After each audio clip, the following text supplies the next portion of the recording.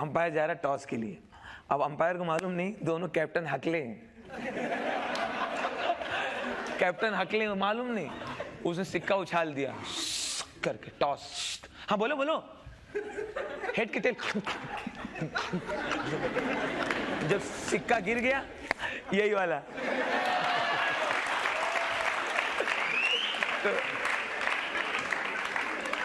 तो वो। और पता है हम लोग वर्ल्ड कप में श्रीलंका से क्यों हारे? श्रीलंका हारे बजरंग बली की वजह से। भगवान बजरंग बली, उनकी वजह से हारे हम लोग। बजरंग बली कहाँ से आके? ये जब लंका दहन करने गए थे तो ठीक ठाक से पूरा जला के काहे नहीं आए।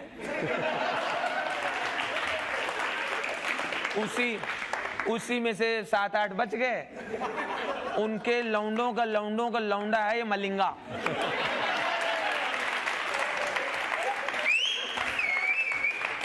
और अभी सबसे ज्यादा दुख तो तब हुआ था जब बांग्लादेश से हारे थे। बांग्लादेश से। अब इंदिरा जी को हम क्या इतना सम्मान करते हैं, इंदिरा गांधी को क्या, मैं तो बहुत उनको मानता हूँ, मगर बांग्लादेश बनाए क्यों? अब तो मैं सोच रहा हूँ अपनी टीम में मान लो एक ऐसा प्लेयर आ गया, 11 प्लेयर में सिलेक्शन हो गया, सचिन और द्रविड़ के साथ सिलेक्शन हो गया, एक ऐसे प्लेयर का जो खेल से ज्यादा उसका चमचागिरी में ध्यान है। बट सिफारिश लगा के जो पहुंचेगा टीम, सिफारिश लगा के पहुंचा है, खेल में उतना ध्यान नहीं। वहां जाओ, वहां आइए आ जाइए।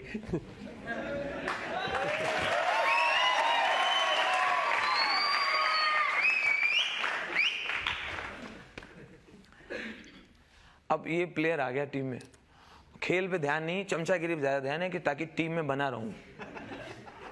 अब देखिए फील्डिंग लगी हुई है, द्रविड़ सब खड़े हैं, धोनी सब खड़े हैं वहां, ये सब।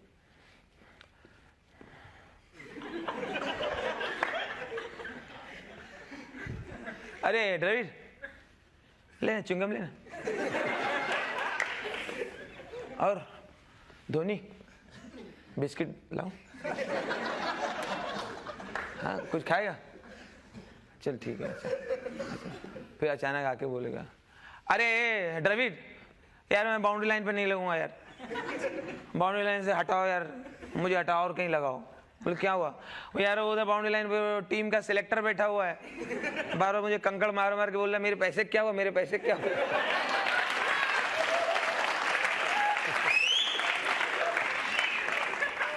अब पता चला कि बैट्समैन कोई और टीम का, दूसरी टीम का बैट्समैन खड़ा है, पानी पानी हो, अरे पानी, हाँ ले आओ। किसी नहीं सुना तो खुद ही बाल्टी लेके चल रहा मेरा। द्रविड़ ने बोला तू अपना काम कर, निकाल दिया जाएगा, ऐसी सी बातें कर रहा है। फिर धोनी ने आके फिर कंप्लेंट किया, निरंजन शाह को कंप्लेंट किया, बोले ये मेरे बगल में खड़ा रहता है, बार बार पूछता रहता है तेरे को क्या लगता है मेरे को अगले मैच में लेंगे? कभी पूछता है शरद पवार जी का डायरेक्ट नंबर है क्या? कभी बोलता है कि तू उसको जानता है, चैपल को जानता है, उससे पहचान है क्या, मेरे को मिला के दे, घर लेके चल। कभी कहता है कि आम की पेटी लेके द्रविड़ के घर जाएंगे। ये ऐसे डिस्टर्ब कर रहा है मुझे। कभी बोलता है यार अगले मैच में अगर नहीं लेंगे, मेरा मकान पूरा बना नहीं अभी तक, मुझे पैसे की जरूरत है, अम्मा बीमार है, कभी कुछ बता रहा है, कभी कह रहा प्लास्टर चढ़वाना है, कभी कहता अल्सर हो गया, कभी पल्सर हो गया। इसकी वजह से 2 कैच छोड़ दिया मैंने। अब पता चला 50-50 ओवर का मैच, 40वीं ओवर हुई गायब, ये ग्राउंड में है ही नहीं। किसी द्रविड़ कुछ बोल नहीं रहा है, बोले मैं बोलूंगा तो पोल खुल जाएगी इसमें। फिर चला गया, लग रहा है कहाँ 10 ही दिख रहे यार, एक कोई कम है। अरे भाई कम है तुम्हारा वो चम्मच भाई। बाद में जैसे 50 ओवर हुए, टीम आई अंदर, ड्रेसिंग रूम में आई, तुम कहाँ थे? 20 में से भागे, कोई तरीका है क्या? द्रविड़ भाई हमने आपके लिए खाना लगा दिया, बढ़िया बढ़िया खाना वाना तैयार कर दिया सब पूरा। और क्या आप बाद में आते हो, आपको पीस मिलते नहीं चिकन के, बिरयानी आने बढ़िया, बड़े बड़े हड्डा चूसने,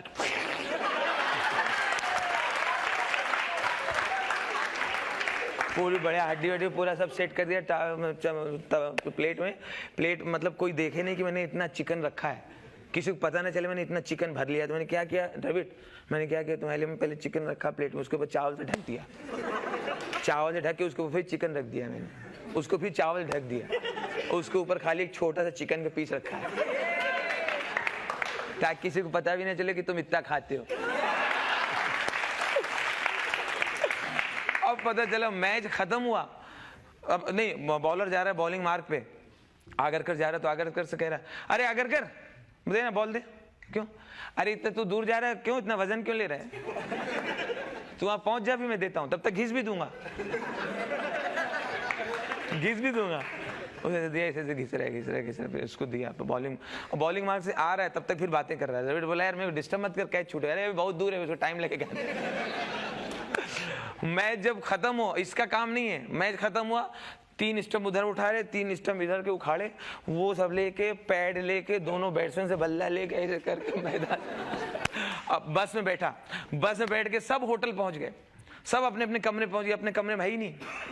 कि बोला ये कहाँ गए, देखो यार अपने कमरे में नहीं है, ये कहाँ गया, वो प्लेयर कहाँ गया? तो बाद में पता चला राजीव शुक्ला की मालिश कर रहा है।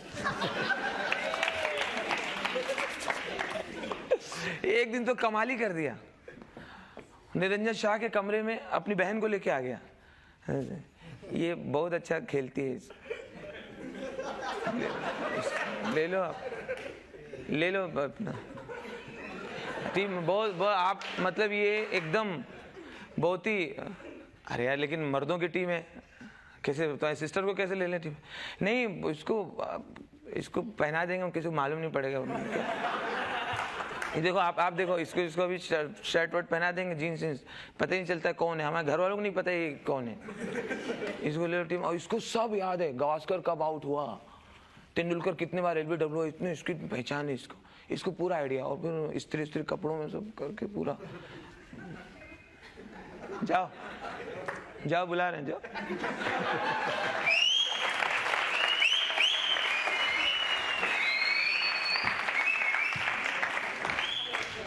तो आज आप ये बता रहे हैं कि इंडियन क्रिकेट टीम क्यों हारते, सिफारशी प्लेयर पहुंच जाते हैं? सिफारशी प्लेयर पहुंच जाते हैं, मैं उनको दंडवत करता हूँ, प्रणाम करता हूँ। और मैंने ये भी सुना कि आप जो टीवी के न्यूज़ प्रेजेंटर्स होते हैं उनका भी मजाक उड़ाते हैं। आपने बताया कि ऐश्वर्या राय की शादी पर कैसे रिपोर्टिंग हुई? मैं उससे पका हूँ, कौन है रिपोर्टर, मेरे को एड्रेस नहीं मिल रहा है उसका। परसों बाढ़ आई बंबई में, पानी भरा हुआ, एक आदमी डूब रहा है, उसको बचा नहीं रहा, उससे कह रहा है आप डूब रहे हैं, आपको कैसा लग रहा है?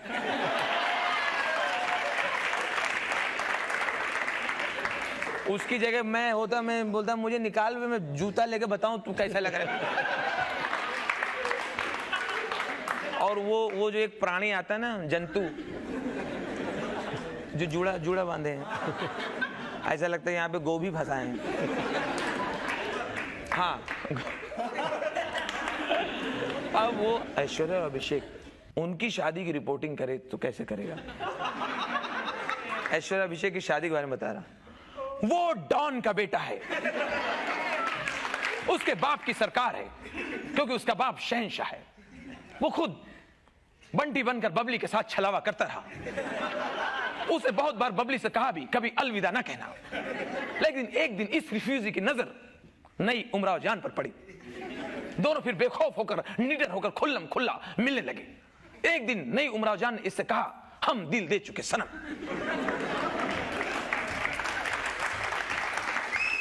टीवी छोड़ के कहीं मत जाइएगा क्योंकि फेरे अभी बाकी। अब आपको हम कानपुर के उस ठग्गू के लड्डू वाले से मिलवाएंगे जो अपने आप को कथित तौर पे अभिषेक बच्चन का मामा कहता है। खुद तो बुलाया नहीं गया शादी में, जबरदस्ती 51 किलो लड्डू लेके कानपुर से जूहू के प्रतीक्षा बंगले के लिए रवाना हो गया। खुद तो दूर 51 किलो लड्डू में से एक भी लड्डू बंगले के अंदर नहीं घुस पाए। अब आपको बताना है क्या लड्डू कांग्रेस के थे, यह लड्डू मायावती के थे, यह लड्डू भारतीय जनता पार्टी के थे। टीवी छोड़ के कहीं मत जाइएगा, फेरे अभी बाकी।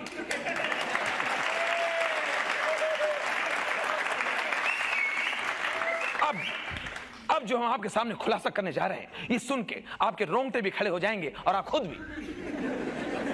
20 अप्रैल 2007 का आखिर वो दिन आ गया जब इस जोड़े ने बेखौफ होकर पूरी दुनिया के मीडिया के सामने खुल्लम खुला सबके सामने ब्याह रचा डाला।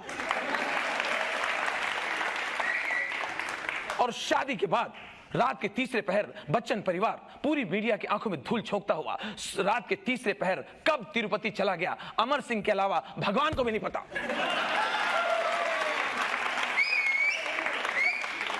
टीवी छोड़ के कहीं मत जाइएगा, क्योंकि हनीमून अभी बाकी है।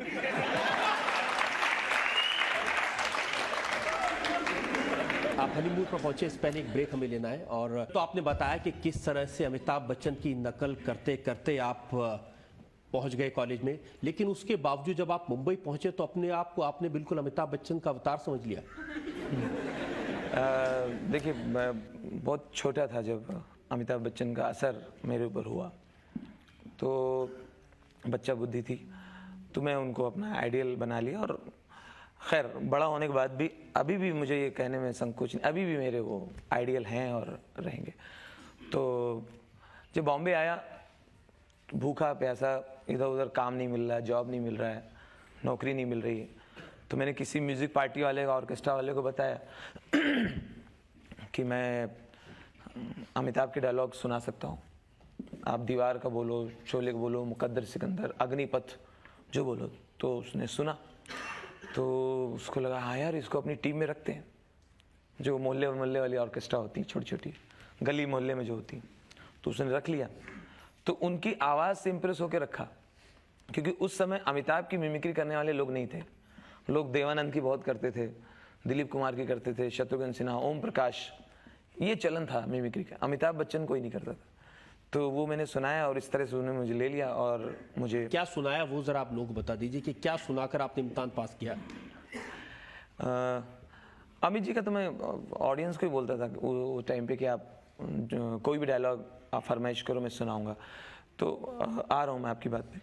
तो वो फिर इस तरह से अमित जी की आवाज़ के ज़रिए मुझे खाना मिला, रोटी मिली। उसने मुझे पहली बार 50 रुपये दिए, दूसरी बार उसने 75 रुपीज़ दिए, और फिर 100 रुपये तो मुझे 2 साल तक देता रहा। तो इस तरह से मुझे बम्बई में जमाने में और रोज़ी रोटी की शुरुआत करने में बच्चन साहब का इस तरह से हाथ रहा, जो मैं अभी भी वो बात मेरे अंदर है, मैं फील करता हूँ। वो तो बाद में भी मुझे जैसे जैसे मैं बड़ा हुआ, मेरी समझ में आया कि ऐसे किसी एक की नकल करते रहेंगे तो लोग बोर हो जाएंगे और कहेंगे कि अरे यार, ये तो वही करता है हर बार, खाली अमिताभ करता है, उनकी ही नकल करता है। तो फिर मैंने अपने राजू श्रीवास्तव को निकाला अंदर से, फिर ये गजोधर बन गया आइटम, फिर मनोहर बनाया, फिर संगठा, फिर मिश्रा, फिर मैं रेलवे की बातें बतानी शुरू की, फिर एयरलाइंस मुझे जाने को मिलने लगा तो एयर हॉस्टेस का भी शुरू किया। फिर क्रिकेटर्स पे गया। क्रिकेट का मुझे बहुत शौक रहा कानपुर में। जिस दिन गावस्कर से हाथ मिलाया था, 2 दिन हाथ ही नहीं धोया था। और जब आपकी अमिताभ बच्चन से मुलाकात हुई? टीनू आनंद को मैंने रिक्वेस्ट किया और उसकी शूटिंग चल रही थी, मैं आज़ाद हूँ फिल्म की। तो टीनू आनंद से कई बार गया, फॉलो किया, उसे गिड़गिड़ाया, मैं बोला कि मैं बहुत उनका फ़ैन हूँ ये हो। तो टीनू जी ने मेरे अमित जी से कहा कि अरे अमित, ये राजू श्रीवास्तव बहुत अच्छी कॉपी आपकी करता है और ये मिलने के लिए कई दिनों से आ रहा है। तो अमिताभ बच्चन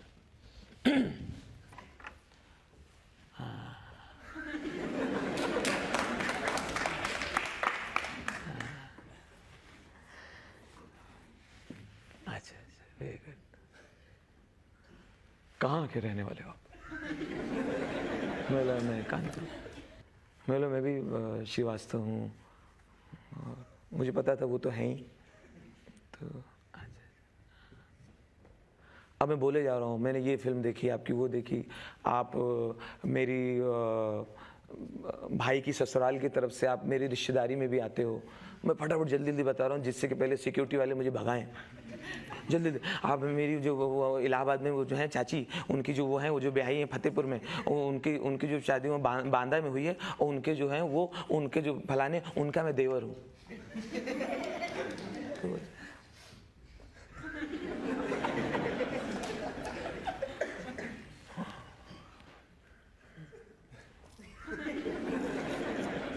तो उनके देखने से अब मुझे समझ में आ रहा था कि मुझे देख जरूर रहे थे लेकिन सुन नहीं रहे थे। वो अपना डायलॉग याद कर रहे थे। और अचानक बोले, हाँ भैया चलिए शूटिंग शुरू करते हैं। हाँ जी शबाना जी आइए, चलिए क्या सीन है, क्या शॉट है। वो अपने काम पे चले गए। अचानक इतने सिक्योरिटी वाले आए, वॉचमैन लोग, हो गया तुम्हारा, आओ इधर।